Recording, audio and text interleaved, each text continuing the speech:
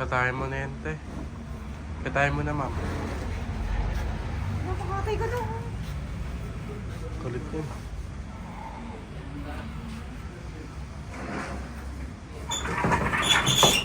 So yun guys, nandito kami sa hospital.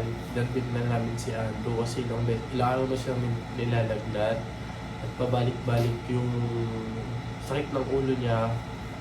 At pinabuhan siya ng mga pandal-pandal sa katawan.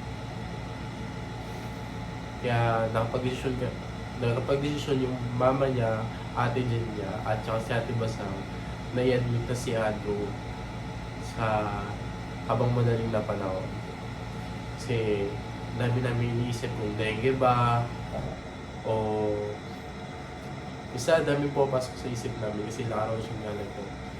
Kaya pinangkonsumo na talaga namin siya sa doktor para makita kung ano talaga yung resulta o anong sakit na nararamdaman namin. So yun guys, gamitin lang natin siya ng digital thermometer kasi feel ko mainit siya. Feel ko lang para masabi kagad natin sa nurse kung anong dapat gawin.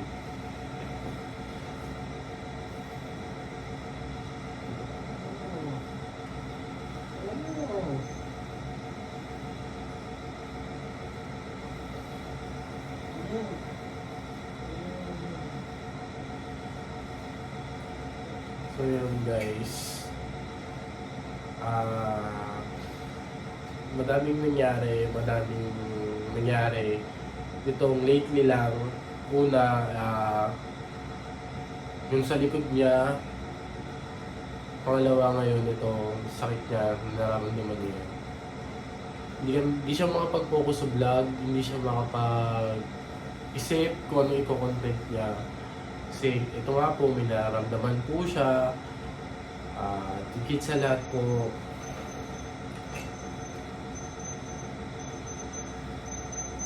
so yun guys, may lagnat po siya 37.9.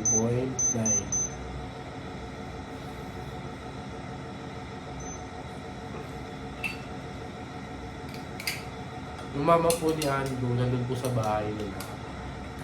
Bali kasi kailangan magpahinga ni Tita Del kasi lalo na po, tumatanda na po, kailangan po ng pahinga.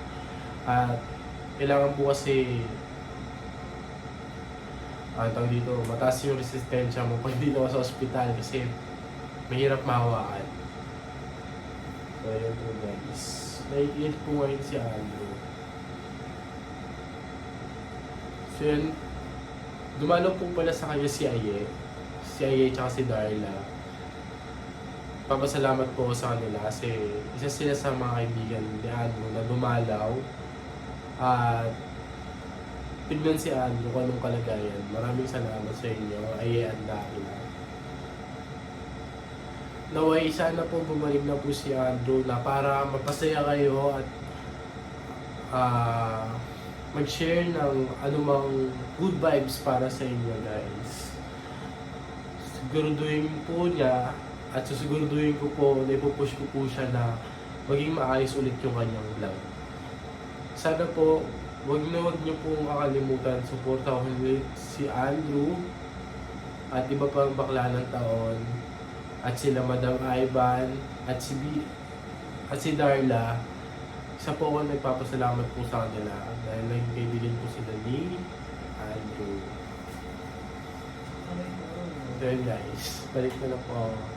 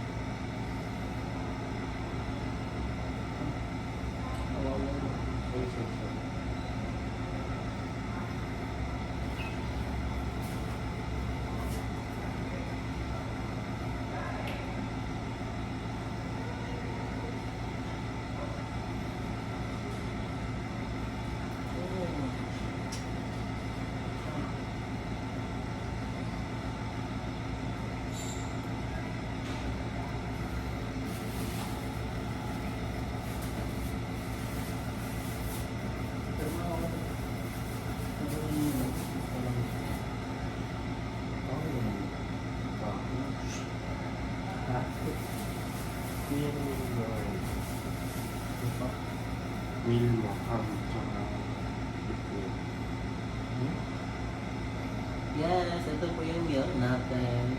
Ngayon is First, yung gabi. Umaga na. Oh, 7 eh.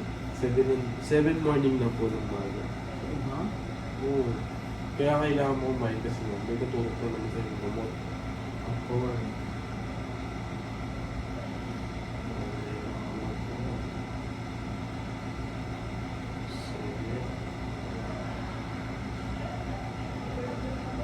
Kung masarap yun, kumakain. Baka masarap yung Hindi, baka sa mainit pa. Mainit pa.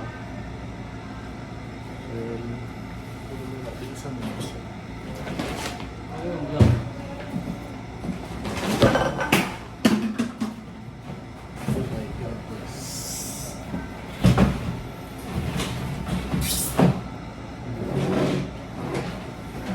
Kaya ko naman pakain.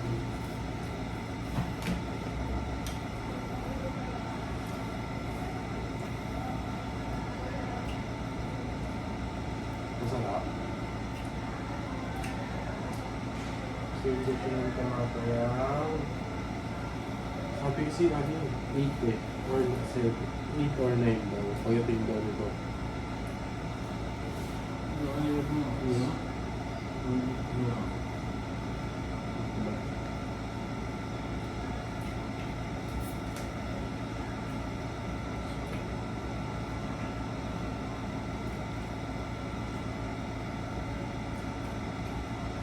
Makakailang subo ko kayo.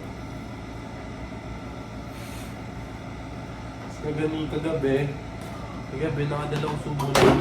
Ang ulam niya pa nun, Hindi ko na pala. ang ulam niya pa nun is chicken fillet ng McDo. Kaya, ay na subo. Okay. Meron siyang order. Hello, good morning po. Kamusta ka, sir? Hello. Mamaya mag-exit tayo. Tapos, may order si Doc na ultrasound full abdomen. Wala kasi dito sa sa Thursday pa ang schedule. Kaya tatawag kami sa iba. Pero may fasting kasi yun.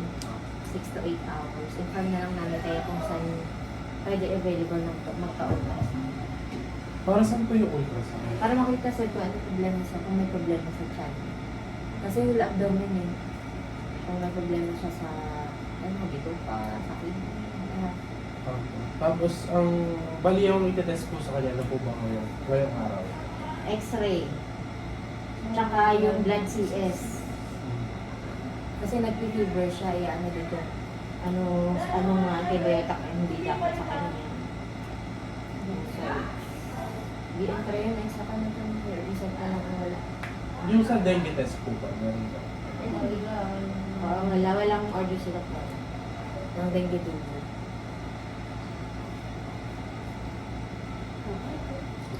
Thank you po.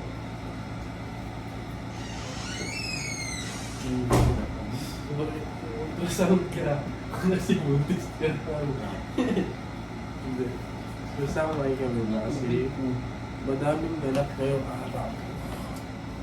Sabi nito, Ha? kumain ka lang kumain kasi madaming ganap ngayong araw. X-ray, tapos examination ko ulit sa'yo.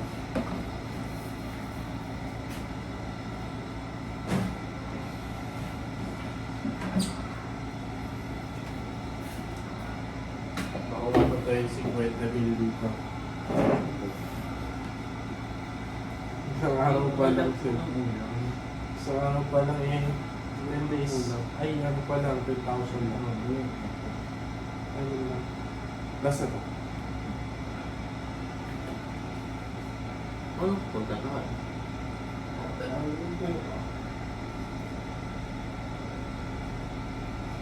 So, yun. Hindi naman siya kumain. Mga 5 subo lang. Ayaw niya na. Hindi ko siya pinipilit kasi baka... Ha? Umaba. Umaba. Bumaba. Abis nagbaba ang timbang niya.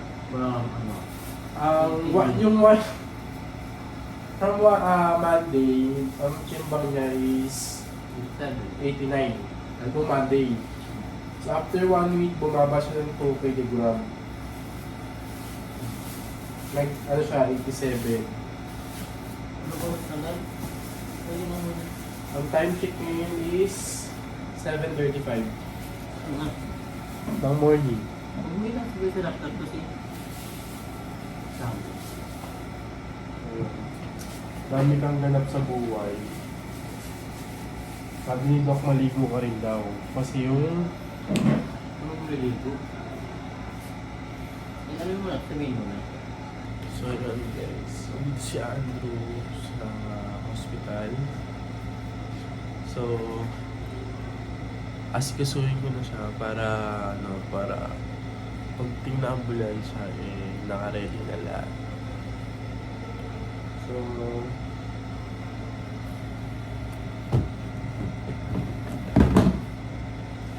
ayun yung laptop niya.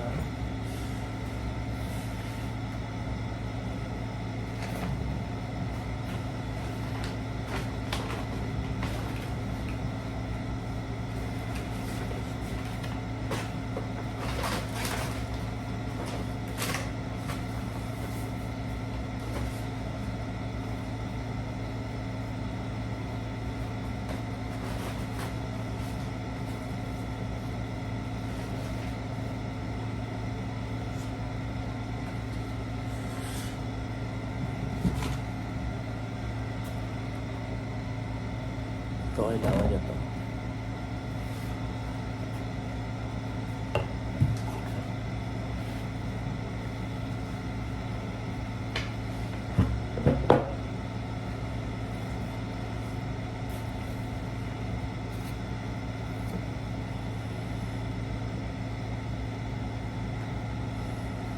Ito kasi.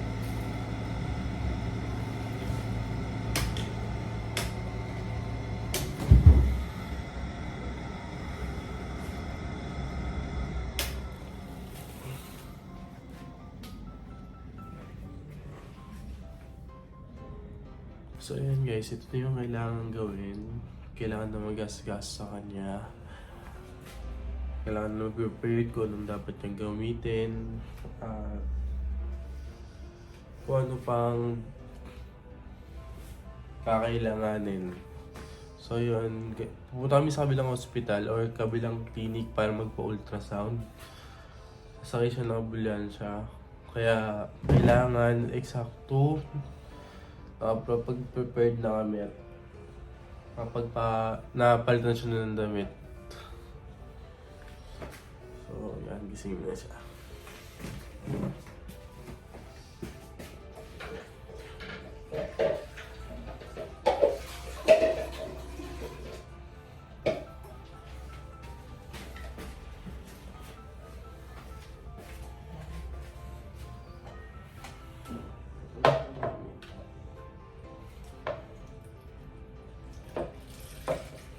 Yan, may puting towel na para... Ha? Upo ka, upo ka. Para kasi yan yung papat kang dumi. Saan mo muna? Tapos nakakamera ka po. Tigda ako nakauban. Hindi naman. Basta upo ka muna. Okay yan na. Hindi, upo ka lang kasi nga ulti likod mo nasa mo. Ang lamig-lamig nga yun.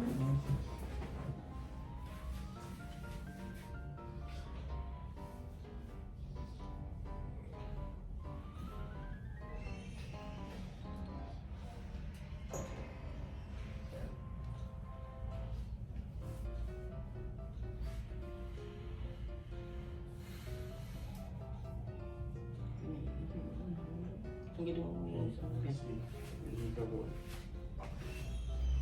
Ang ginawa mo na yun. Ay, Yan. Ang sabi ka nila. Silo.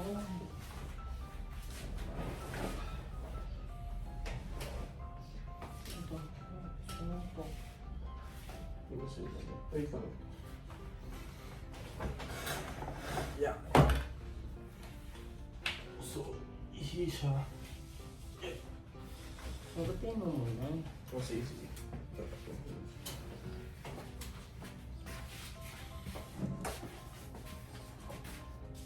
Hindi ka pala mapalitan ng damit kasi may dextrose ka.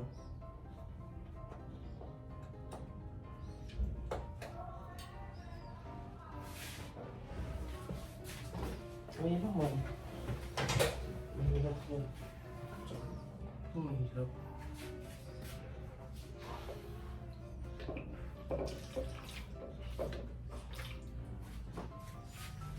Isang biyan, masakit yan.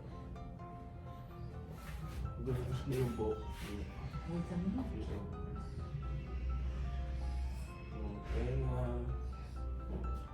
Leeg. Oo. Ba't ang ganun pa? Ang hirap nga ko tali. Leeg ka nga.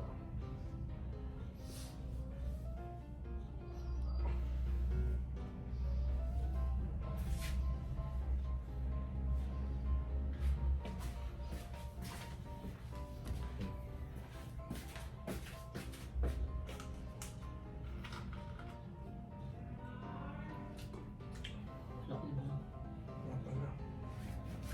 So, hindi pa siya pwede kung minom ng tubig at kumain. Fasting siya 6 hours to 8 hours. Yung po sa bibida mo. Hindi ko na ano, hindi ko pa alam naman.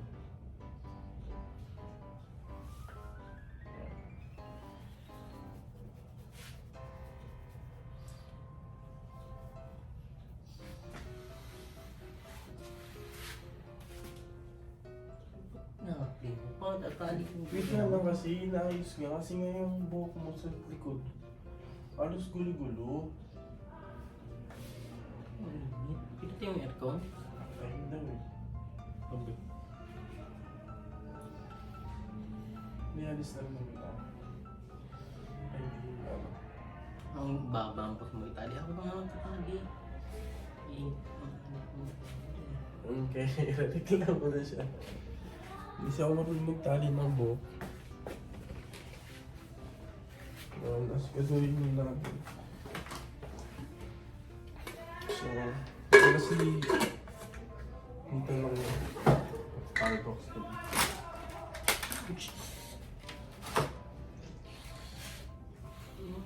Yun nga. Ganito ko yung tali mo. Isama-sama mo lahat. Isama-sama mo lahat. Ganun mo. Ito kasama na nga.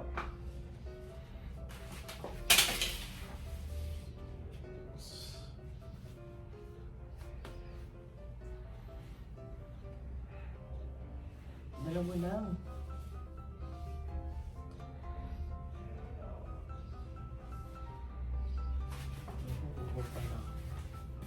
Ano nga gawin daw? Ano, bali susunduin tayo ng ambulance para sa ano, sa ultrasound. And then, And then magbabayad na rin ako ng payment sa deduction sa nurse na ilalabas para kasama natin sa ano. So yung mga gamit na ito yung hindi importante, ipapasok ko na. Tapos yung mga laptop, pero bibili na rin ako ng face mask tsaka ng ano,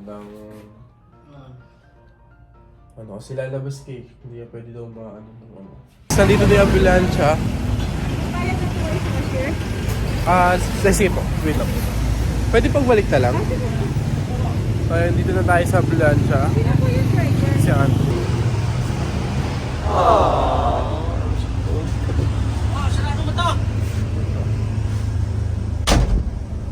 nag-ibak sa kayo, nurse? Sama yung nurse.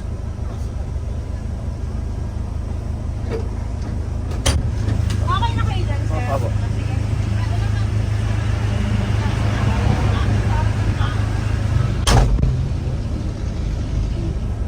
So yun, dadalhin siya sa kabilang ospital pala yung ultrasound kasi dito sa pinag-anuhan naming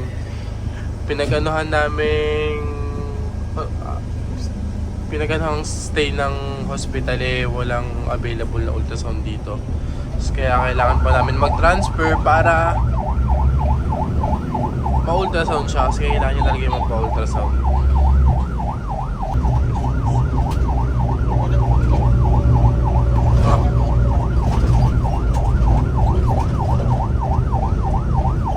Pawisin.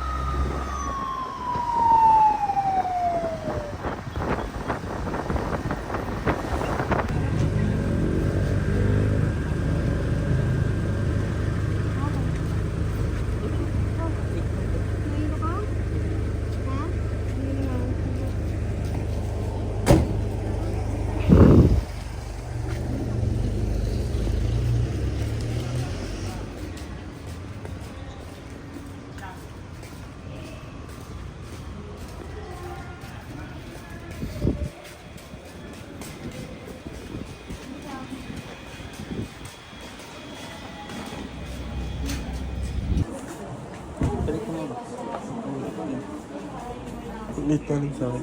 Ano?